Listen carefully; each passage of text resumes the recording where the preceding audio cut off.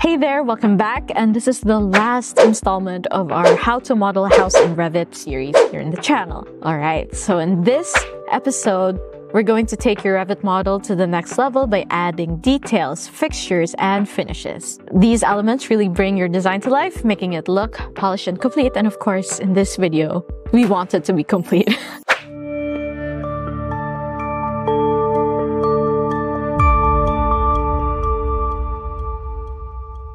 First, let's dive into detailing. We're going to start by applying some wall and floor finishes. To apply wall finishes, go to the Paint tool under the Modify tab. You can choose materials like paint, wallpaper, or wood paneling from the material library. Click on any wall to apply your chosen finish.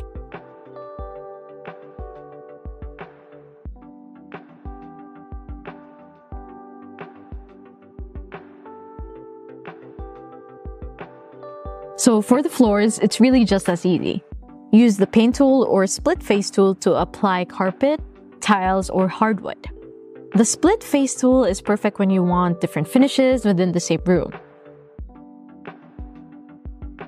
There's a wide variety of materials available in the material library, so take your time picking the right one for each space. For example, when you're working on areas like the bathroom or patio, make sure to choose materials that can handle moisture, weather, and other conditions.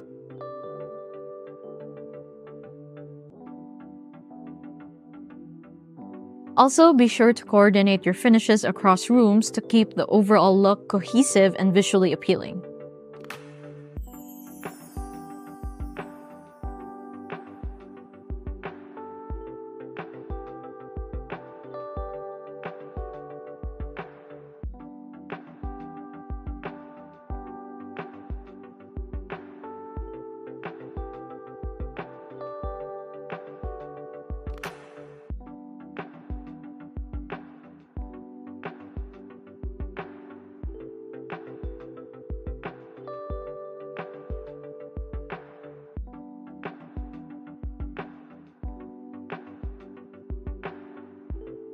Now that the interior finishes are set, let's move on to the exterior walls. Make sure to update all the walls, keeping the exterior materials consistent and suitable for outdoor conditions. It's important to choose materials that will hold up well in the elements and maintain your design's aesthetic. So next, we're adding detailed components like baseboards, crown modelings, and trim. So these might seem small, but they add a lot of realism and precision to the model. So to add these, use the Component tool, select from a variety of details in the library, or load custom components if you have something specific in mind. If you can't find exactly what you need, you can always create new material or tweak an existing one to fit your design.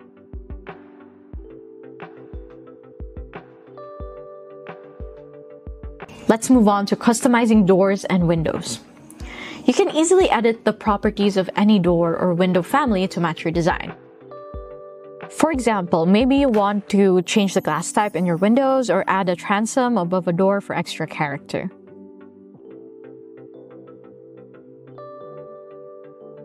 So if you're working with curtain walls, use the Curtain Wall tool to add custom mullions or frames to your windows. This is a great way to enhance the architectural look of your project.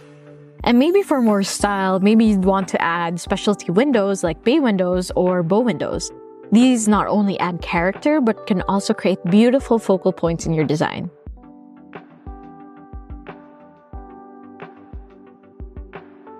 There you have it. We've just added details, finishes, and custom touches to really make your Revit model shine. These final steps give your project a professional, polished look. And if you enjoyed this tutorial, don't forget to like, subscribe, and turn on notifications for any other tutorial series maybe. And we've been listening to your comments and suggestions, so if you have more, please comment down below.